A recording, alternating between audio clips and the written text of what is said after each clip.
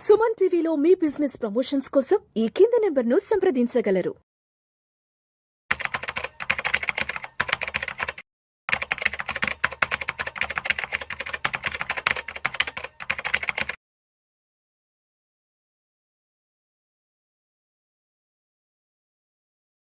నమస్తే, welcome to Vishnu talks. నేను మీ విష్ణు. ప్రస్తుతం నాతో పాటు senior stock market analyst either Ramakrishna గారు ఉన్నారు. వారితో మాట్లాడదాం. సార్, ఈదర్ రామకృష్ణ గారు నమస్తే. సార్ నమస్తే అండి విష్ణు గారు. ఈదర్ రామకృష్ణ గారు, welcome to Vishnu talk. Sir, so ఇప్పుడు ఒకసారి గోల్డ్ అండ్ సిల్వర్ విషయానికి వస్తే, లాస్ట్ 6-7 మంత్స్ అంతా కూడా మార్కెట్ చాలా ప్రతికూలంగా బిహేవ్ చేసింది కాబట్టి, బంగారం వెండి ధరలు కూడా విపరీతంగా పెరిగిపోయాయి కాబట్టి, సో ఇప్పుడు ఈ 2025-26 ఆర్థిక సంవత్సరంలో మరి మార్కెట్లు ఎటువంటి పెర్ఫార్మెన్స్ ఇచ్చే అవకాశం ఉంది, ఆ పెర్ఫార్మెన్స్ని బట్టి అండ్ గోల్డ్ అండ్ సిల్వర్ ధరలు కూడా ఎలా ఉండబోతున్నాయి అంటారు? అండ్ ఇప్పటికే 24 క్యారెట్స్ ఆల్మోస్ట్ 10 grams 90,000 క్రాస్ అయిపోయింది. అది కూడా ఆల్ టైమ్ హై వెళ్ళిపోయింది. వెండి విషయానికి వస్తే 1,05,000 1,06,000 దాకా ట్రేడ్ అవుతుంది. కాబట్టి ఏంటి ఈ 25-26 ఆర్థిక సంవత్సరంలో గోల్డ్ ధరలు తగ్గే అవకాశం ఉందా, మరింతగా పెరిగే అవకాశం ఉందా, మార్కెట్లో ఉన్న సిచ్యువేషన్స్ని దృష్టిలో ఉంచుకుని? గోల్డ్ కానీ సిల్వర్ కానీ భవిష్యత్తులో సమాంతరంగా పెరిగే అవకాశాలు కనిపిస్తున్నాయండి. ఎందుకంటే ఇదివరకు సిల్వర్ కనుక చూస్తే అండర్ పర్ఫార్మెన్స్ కనిపించేది. ఇప్పుడు మీరు 10 years డేటా తీసుకున్నట్లయితే గోల్డ్కి సిల్వర్కి దాదాపుగా 3% ఆఫ్ యావరేజ్ రిటర్న్ అనేది తేడా ఉండేది. సపోజ్ గోల్డ్ 10 yearsలో యావరేజ్ 9.8 ఇస్తే సిల్వర్ 6.8-7 ఆ ప్రాంతాల్లో ఉండేది దాని return. So gold out performance అనేది చాలా సంవత్సరాల నుంచి కొనసాగుతున్న అంశం. సో సిల్వర్ అండర్ పర్ఫార్మెన్స్ అనేది గత డెకేడ్లో కనిపించినప్పటికీ లాస్ట్ 5 years డేటా కనుక తీసుకున్నట్లయితే సిల్వర్ కూడా ఈక్వల్ పర్ఫార్మెన్స్ గోల్డ్తో సమాంతరంగా ఇస్తూ ఉంది. So gold 13% average return last 5 yearsలో గోల్డ్లో రిటర్న్ వచ్చింది. అట్లాగే లాస్ట్ 1 yearలో తీసుకుంటే 35% నుంచి 40% రిటర్న్ గోల్డ్ సిల్వర్లో కనిపించింది.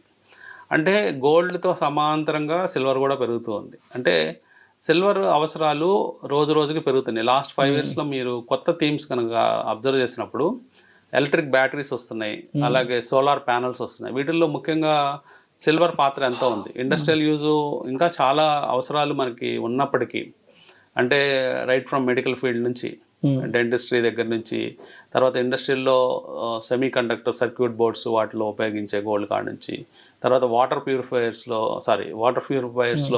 ఉపయోగించే సిల్వర్ కానీ, అలా సిల్వర్ యూజ్ అనేది ప్రతి రంగంలో ఉందండి. అంటే జనరల్గా ట్రెడిషనల్గా మనకు తెలిసిన జ్యువెలరీ కానీ, పూజా సామాగ్రి, తర్వాత టేబుల్ వేర్, ఇట్లాంటివి కాకుండా ఇండస్ట్రీల్లో పాత తరం ఇండస్ట్రీస్లో మనం సెమీ కండక్టర్స్, సర్క్యూట్ బోర్డ్స్, తర్వాత ఫోటోగ్రఫీ ప్రింట్స్ తీయడం, వాటిలో అన్నిటిలో సిల్వర్ పాత్ర ఉంది. కానీ కొత్తగా ఇప్పుడు మనకి టీవీ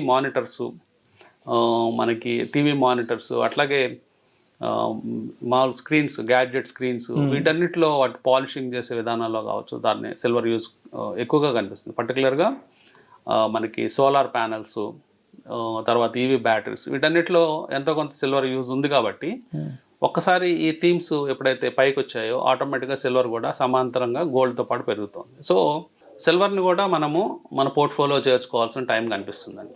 సో మనం అబ్జర్వ్ చేస్తే లాస్ట్ డెకేడ్లో మనకి 13.85-8% గోల్డ్ రిటర్న్ ఇచ్చింది. సిల్వరు తక్కువ పర్ఫామ్ చేసిన లాస్ట్ 5 yearsలో సేమ్ 13% సిల్వర్ కూడా రిటర్న్ ఇవ్వడం జరిగింది.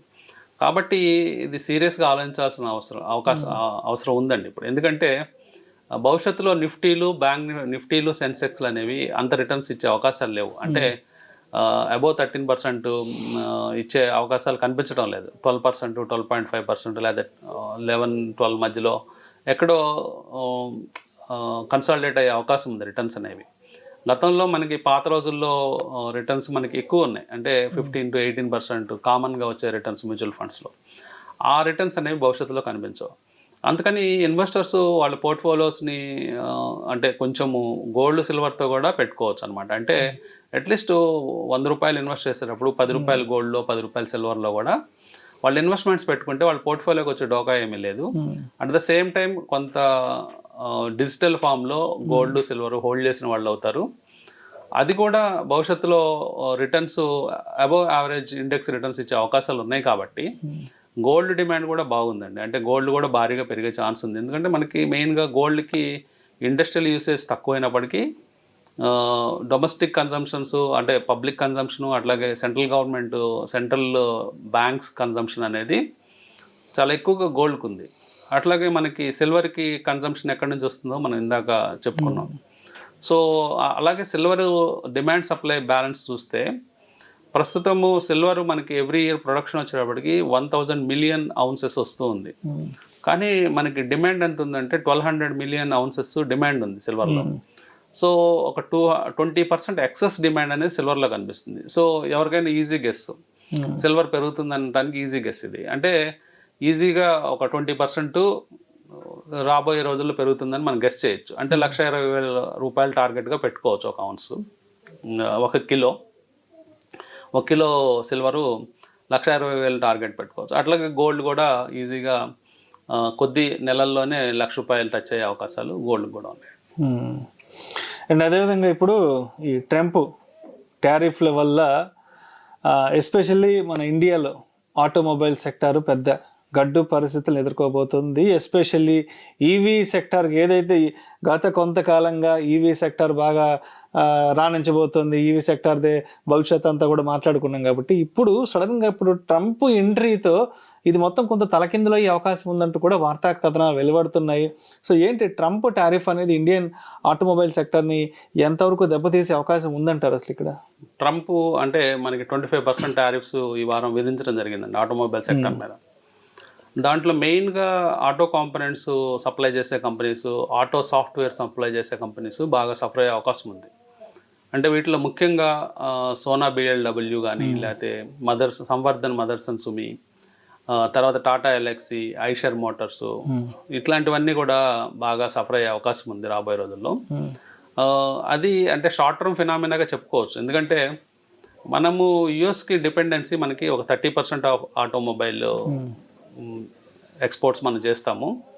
అంటే అప్రాక్సిమేట్గా $25 బిలియన్ ఆటో ఎక్స్పోర్ట్స్ ఉంటే దాంట్లో 6.79 బిలియన్స్ మాత్రమే మనం యూఎస్కి చేస్తాం. అంటే ఈ టారిఫ్స్ అనేది ఆ పోర్షన్కి మాత్రమే పడుతుంది. కానీ ఈ కంపెనీస్కి వాటిలో మార్జిన్ అనేది డెఫినెట్గా ఎఫెక్ట్ అవుతుందండి. అంటే మార్జిన్ అనేది కొంచెం తగ్గుతుంది ఈ సంవత్సరం నుంచి. సో దాన్ని వాళ్ళు ఎట్లా ఓవర్కమ్ అవుతారు, ఎట్లా వాళ్ళు దాన్ని ఓవర్కమ్ చేసుకొని అంటే వేరే కంట్రీస్కి స్ప్రెడ్ అయ్యి అంటే ట్యాక్స్ బాధలు లేని కంట్రీస్కి వాళ్ళు ఎక్కువ ఎక్స్పోర్ట్ చేస్తారనేది. అంటే ఒక క్రైసిస్ని కనుక ఆపర్చునిటీ మార్చుకునే కంపెనీస్ చాలా ఉంటాయి. ఇవి కూడా చాలా స్ట్రాంగ్ కంపెనీస్. మనం ఇప్పుడు డిస్కస్ చేసిన కంపెనీ సోనా BLW కానీ, మదర్సన్ సుమి కానీ. సో వాళ్ళు వేరే కంట్రీస్ మీద ఫోకస్ చేసే అవకాశం ఉంది. ఈ క్రైసిస్ని ఒక ఆపర్చునిటీ తీసుకొని కొత్త మార్కెట్స్ ఎత్తుక్కునే అవకాశం ఉంది. కానీ ఇక్కడ కొత్త మార్కెట్స్ ఎత్తుక్కునే ప్రాసెస్లో అసలు ప్రాబ్లం ఏంటంటే చైనా వాళ్ళ వెహికల్స్ చాలా చౌక ధరల్లో చాలా అంటే తక్కువ రేట్లకి అవైలబుల్ ఉన్నాయి. చైనా నుంచి వస్తున్న పెద్ద ప్రాబ్లం ఏంటంటే మనం BYD వెహికల్స్ మార్కెట్లో చూస్తున్నాం. సో ఒక BYD బేసిక్ వర్షన్ వెహికల్ని మనకి యుఎస్లో 1/3 ప్రైస్కి, టెస్లా బేసిక్ వర్షన్కి 1/3 ప్రైస్లో వాళ్ళు ఇవ్వడం చూస్తున్నాం. అంటే ఎంత కాంపిటేటివ్ రేట్లో వాళ్ళు ఇవ్వగలుగుతున్నారు. ఈవెన్ ట్రంప్ దాని మీద ఇప్పుడు 100% టారిఫ్ వేసినా కానీ వాళ్ళు ఇంకా చౌకగానే ఇవ్వగలుగుతారు. అదొక అడ్వాంటేజ్ చైనా కంపెనీస్కి ఉంది. తర్వాత చైనాలో ఉన్న గొప్ప అడ్వాంటేజ్ ఏంటంటే ఆ గవర్నమెంట్ విపరీతమైన సబ్సిడీస్ ఇస్తుంది. వేరే దేశాల్లో మార్కెట్ షేర్ సంపాదించడానికి విపరీతమైన సబ్సిడీస్ ఇచ్చి కంపెనీస్ ఎంకరేజ్ చేస్తుంది. అది కూడా వేరే దేశాల్లో, మన దేశంలో అలా ఉండదు. మన దేశంలో అంత సబ్సిడీ ఇచ్చే గవర్నమెంట్ కాదు మనది. వాళ్ళ పర్ఫార్మెన్స్, వాళ్ళ స్ట్రెంత్ మీద పోరాడి గెలవాల్సిన ఇక్కడ పరిస్థితి కనిపిస్తుంది. అదే చైనాలో అలా కాదు. చైనాలో ఒక కంపెనీ బాగా పర్ఫామ్ చేస్తుంటే వాళ్ళకి బోనస్లు, సబ్సిడీలు ఇచ్చి గవర్నమెంట్ ఇండైరెక్ట్గా ఎంకరేజ్ చేసి వేరే దేశంలో వాళ్ళు పాగా వేసేటట్టు చేస్తారు. సో BYD మనకి తెలంగాణ కూడా వస్తున్నట్టు మనం వార్తలు వింటూ ఉన్నాం. సో పెద్ద ప్లాంట్ వస్తుంది, 12 బిలియన్ ప్లాంట్ వస్తుంది BYD. సో ఇండియన్ మార్కెట్ని మొత్తము స్వీప్ చేసి పడేసే అవకాశాలు BYD ద్వారా ఉన్నాయి. ఎందుకంటే వాళ్ళు ఇచ్చే కంఫర్ట్స్ కానీ, వాళ్ళు ఇచ్చే ప్రైసింగ్ కానీ వేరే కంపెనీస్ ఎవరు కంపీట్ చేసే అవకాశాలు లేవు. సో అందువల్ల ఇప్పుడు ఆటోమొబైల్లో వస్తున్న థ్రెట్స్ ట్రంప్ నుంచి కాకుండా చైనా నుంచి అని మనం ట్రంప్ వేసే టారిఫ్స్ అది పెద్ద విషయం కాదండి. ఎందుకంటే కేవలం 25% ఆఫ్ ద ఎక్స్పోర్ట్స్ మనం యూఎస్కి పంపిస్తాం. దానివల్ల పెద్ద నష్టపోయేది ఏమి కనిపించడం లేదు. కానీ చైనా వచ్చి మొత్తం మార్కెట్ని డిస్రప్ట్ చేసే అవకాశాలు చాలా క్లియర్గా ఈ సంవత్సరంలో కనిపిస్తున్నాయి. చాలా ఆటోమొబైల్ స్టాక్స్ సఫర్ అయ్యే అవకాశాలు కూడా కనిపిస్తున్నాయి. వీళ్ళు ఈ లోపలే స్ట్రెంగ్తన్ అయ్యి ఇండియాలో డొమెస్టిక్గా మనకి సేల్స్ పెంచుకునే కంటే ఇది విదేశాల్లో సేల్స్ పెంచుకునే అవకాశాలను ఎత్తుక్కోవాలి. లైక్ ఆఫ్రికన్ కంట్రీస్ కావచ్చు, లేకపోతే సౌత్ అమెరికన్ కంట్రీస్ కావచ్చు, అక్కడ మార్కెట్స్ని ఎత్తుక్కొని European countries, eastern European countries, ఇట్లాంటి కంట్రీస్లో మన మార్కెట్స్ని ఎత్తుక్కొని వీళ్ళు బలపడాల్సిన అవసరం ఉంది. మనం ఒక బీవైడి గురించి డిస్కస్ చేస్తున్నాం, కానీ ఈరోజు బీవైడికి ఒక ప్లాంట్ సైజ్ కనుక చూస్తే 50 స్క్వేర్ మైల్స్ ప్లాంట్ ఉంది, ఒకే సింగిల్ లొకేషన్ ప్లాంట్. అంటే అది ఒక శాన్ ఫ్రాన్సిస్కో సైజులో ఉంటుందని స్టేట్ అంతా మనం చూస్తున్నాం న్యూస్లో. సో అంత పెద్ద పెద్ద ప్లాంట్స్తో, అంత పెద్ద టెక్నాలజీస్తో వాళ్ళు ప్రపంచవ్యాప్తంగా, అంటే ఒక కంపెనీస్ లెవెల్లో వార్స్ అనేవి మనం చూస్తున్నాం. అంటే ఫిజికల్ వార్ కాదు ఇది, ఇదేంటంటే ఫైనాన్షియల్ వార్ అనమాట. అంటే ఒక ఫైనాన్స్ స్ట్రెంత్, ఫైనాన్షియల్ మజిల్తో కూడుకున్న వార్ ఇది. ఇంకా ఆశ్చర్యకరమైన విషయం ఏంటంటే మనం వింటున్న పేరు బీవైడి ఒకటే, కానీ బీవైడి లాంటి కంపెనీలు ఒక 25 ఉన్నాయి ఆటోమొబైల్ సెక్టర్లో అక్కడ అమెరికాలో, చైనాలో. సో అలాంటి కంపెనీస్ కూడా భవిష్యత్తులో బయట కాలు మోపి అన్ని దేశాలు కనుక వచ్చినట్లయితే వాళ్ళు మొత్తం ఆటోమొబైల్ సెక్టార్నే ఆక్రమించే అవకాశం ఉంటుంది. సో కాబట్టి థ్రెట్స్, డిస్రప్షన్స్ అనేవి చాలా కామన్ అండి. అంటే ఇప్పుడు ఈ రోజుల్లో ఏ సైడ్ నుంచి ఎటైనా కానీ మనకి ప్రమాదం పొంచి ఉంది. కేవలం ట్రంప్ చూస్తుంటే ఇక్కడ చైనా నుంచి వేరే రకమైన డ్యామేజ్ జరుగుతాయి. Right. Thank you so much Sitaramakrishna గారు. Thank you.